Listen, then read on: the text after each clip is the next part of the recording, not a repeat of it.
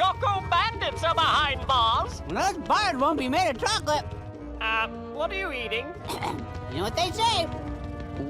Chocolate saved is chocolate earned. That's pennies. No, this box cost me $10, but it's worth every penny. Master Larry, you know what happens when you eat too much chocolate. It's not a big deal, Alfred. Well, you're right. A little chocolate isn't a big deal. No worries, Alfred. See you back at the Larry Cave. LarryBoy, over and out.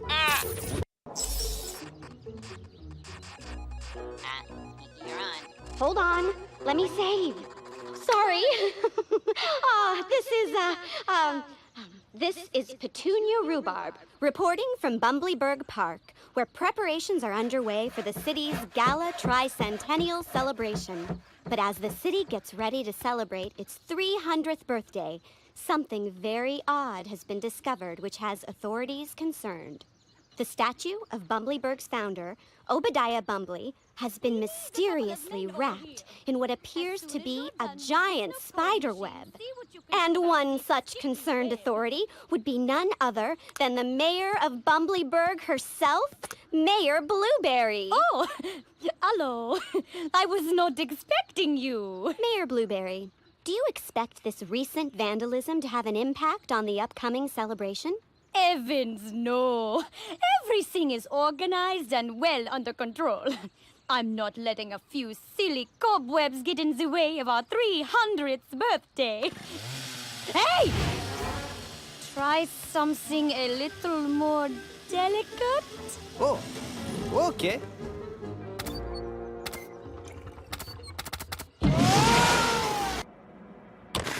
Yeah, I love this World Wide Web thing you got going. Very high-tech. Oh, for the moment, it's only my Bumbleberg wide web. But be patient. First Bumbleberg, then the world. So, what you got? Paralyzer beams, magnetic webbing, an army of little radioactive robot spiders? Silly worm, that's not the way I operate. I'm temptation. I'll simply divide and conquer. No one can stand up to me on their own. Oh, yeah, right. Very smooth. Now, the only force standing between me and my conquest of Bumbleberg is LarryBoy. Not to worry, boss. I got the goods on him, and that brainy butler of his.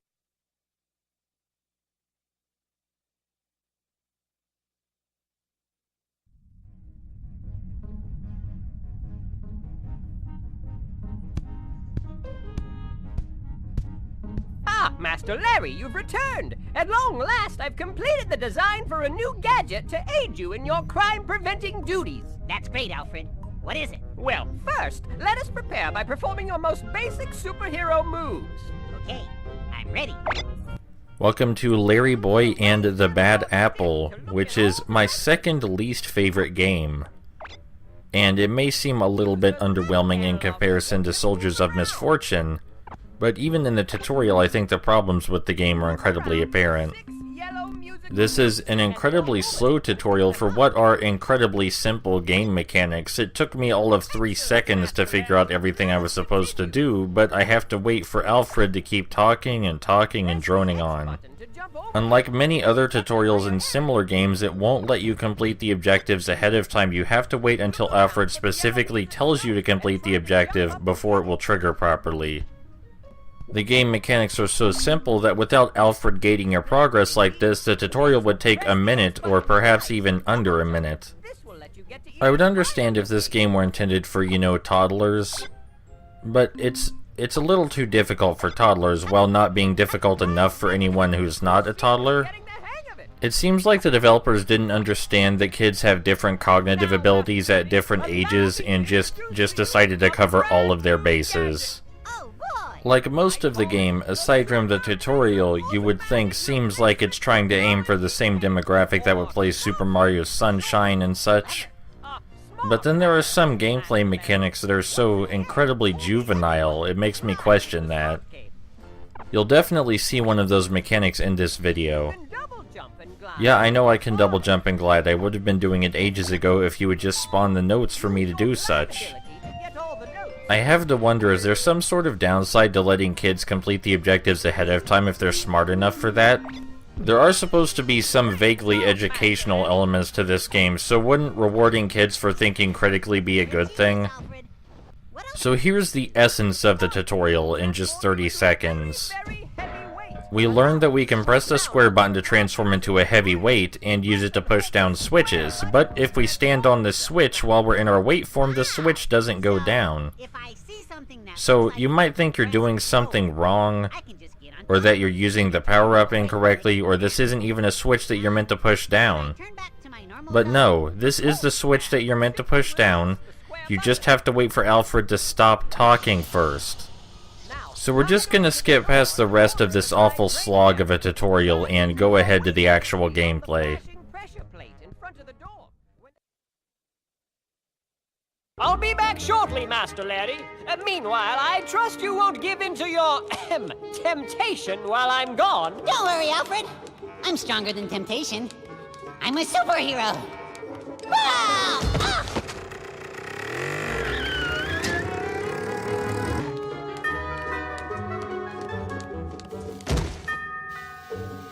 Who is it?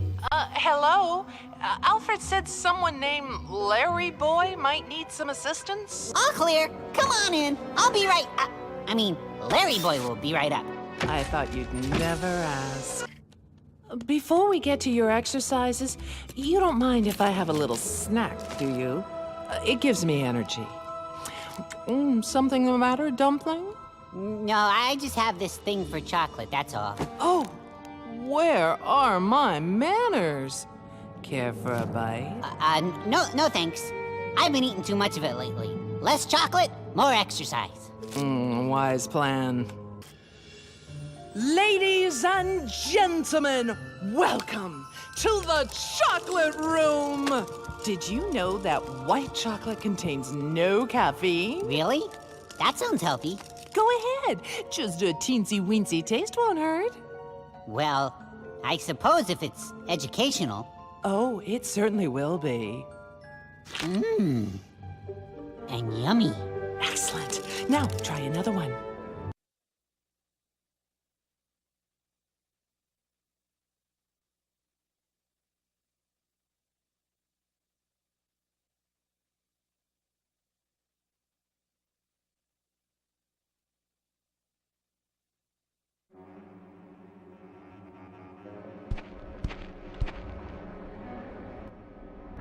Oh no, Master Larry! You've fallen into a web of chocolate temptation! I can't get out of this mess by myself, Alfred. I need help. We'll work together. A way out of temptation will always be provided. If you ever find yourself in the throes of temptation, the answer is just to platform your way to safety, you see. It doesn't require any kind of psychological struggle, no, you just do some really basic 3D platforming and you're all good. We can perform a basic spin attack with the R1 button, and we can extend the spin by pressing the R1 button rapidly. If we extend the spin for too long though, we will get dizzy and need to recover. Alfred, shut up, I'm trying to commentate. It's actually a surprising trial to land on platforms in this game. I'm not sure if that's because of Larry's cucumber physics or what, but it's way more difficult than it should be to stick landings. It also feels a little bit awkward that Larry has to hop around, but I'm not sure what the alternative would be. We unfortunately can't destroy these enemies by spraying them with our energy drink, but we can use the energy drink to grow plants to use as platforms, as you saw just a moment ago. I wanted to see if I could cheese the game by getting up on this platform without going the route that was intended, as I often do in games, but no, unfortunately we do need to grow the chocolate fungus first. I'm not sure what collecting all 200 notes in a stage does, because I have never done that successfully. I hope it unlocks another minigame. The only minigame we have available right now is Tic-Tac-Toe, and Tic-Tac-Toe is one of the worst games ever made, so we're not gonna fuss with that. I do like the pseudo-orchestral soundtrack, but only because I think it's kind of hilarious for what's actually going on in the game. Like, nothing nearly that dramatic is happening. I mean, yeah, it's important not to eat so much chocolate, but they never actually bring up why it's bad to eat so much chocolate. I have this problem with a lot of children's media where they don't explain why something is dangerous. They just tell you it's dangerous, and that really bothered me even when I was little. You know, it's not like this is even a hot button topic or something up for debate. Eating excessive junk food will fuck up your body, and it can give you diabetes, and it can cause you to form a drug-like addiction if you eat it too much while you're feeling bad. Like, it'll become your go-to solution when you feel terrible about something. That's actually something that's often played for humor, even though it's an incredibly serious issue that causes obesity in a lot of people. Maybe my standard for children's media is just too high, but it seems really disingenuous that they never get into the gritty parts of the problem. To defeat these temptation orbs, or whatever they're called, we just have to lure them into air vents. It's not particularly difficult or interesting. I like that the lever is a lollipop. You know it's called lever. I don't know why I said lever. The platform physics really bother me, in case I didn't bring that up yet. This first level is one of the more colorful locations, one of the least boring locations in the game. Visually, I mean, not in terms of gameplay. There is one level that I like more than this one, but it's entirely for incredibly sarcastic and ironic reasons.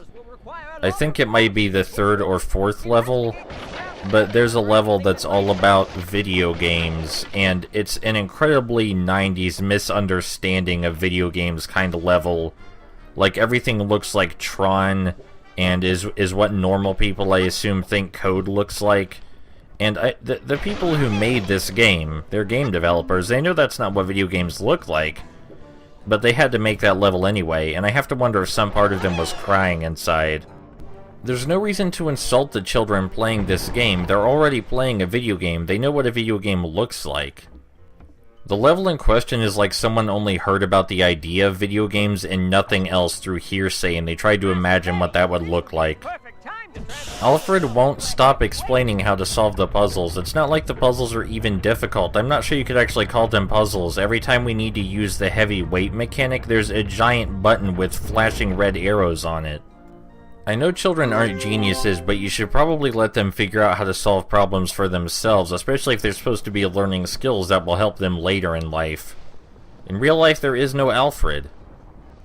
And you know, it just occurred to me that in addition to the whole diabetes and dependency on junk food lesson, there's another third lesson here that could easily be learned. Don't stick shit in your mouths if you don't know where it came from. That's an easy one that you could fit in here. Because, you know, Larry has no idea where any of this chocolate came from. Just a stranger burst into his bat cave and started offering him chocolate. This cake weighs a ton. Please work properly. If a really weird apple burst into your bat cave and started offering you chocolate, I hope you wouldn't eat it. Don't take candy from strangers, children. God damn, we're not even halfway through the level yet and I'm so bored. I guess I should talk about how obnoxiously obtrusive the autosaving information is up there in the right corner. Usually they give you an icon, so that way it doesn't obstruct so much of the game screen. Oh, I almost forgot who developed this game. There's still stuff to talk about. The people who developed this game also responsible for developing Cartoon Network Punch Time Explosion, which is that Super Smash Bros. Knockoff with Cartoon Network characters. It originally came out for the Nintendo 3DS, where its, let's say, lackluster presentation would have been less noticeable because it was a portable game. But less than a year later, it got ported to the PS3, Xbox 360, and Wii, where that kind of stuff doesn't fly. I mean, they couldn't even get half of the original voice actors. I assume the thing that would bother most people about the voice acting is that Aku doesn't sound anything like Aku, like not even remotely the same. But for me, the voice actor that bothers me the most was they couldn't get anyone who sounded like him. Him is one of my favorite villains in cartoons, and his voice is very distinct, and it's not just because of that filter they put on top of it.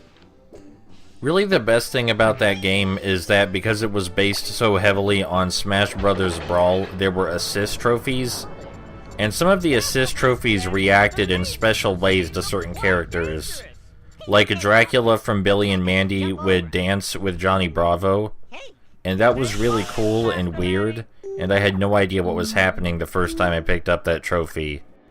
There was also Scar from Billy and Mandy. I picked up that trophy with him, and then him turned into butterfly wings so Scar could fly around and shoot everybody with missiles, kinda like Diddy Kong. If the game had more of that stuff, it would be way more entertaining. That was the best part of the game. Okay, yep, I've done it. I'm out of shit to say. We just played Simon Says. We're done here. Let's skip to the boss battle. So here's the big finale to the first level of LarryBoy. The bad apple gives us a number, and then slowly counts up to the number, and if we're not standing on the number by the time she reaches it, then we fall into the chocolate pit. Is this like for 2-year-olds? I really don't understand what they were going for here. I mean, there are other platforming bosses similar to this one, but not nearly this insulting. It's stuff like this that makes me think the developer had a very confused demographic. You know, I just noticed there's a pipe over there that's constantly pumping chocolate into this river, but the river level never gets any higher. Is it wrong to ask how this is tempting Larry?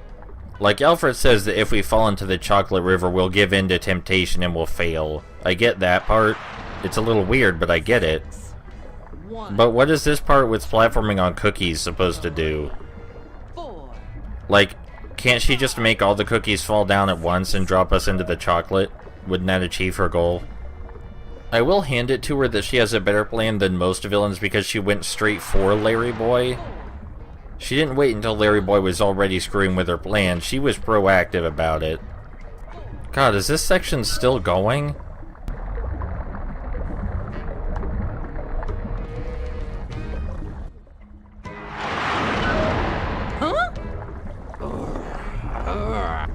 You may have resisted temptation for now, LarryBoy, but there are others who won't be as fortunate. Soon, Bumblyburg will be mine!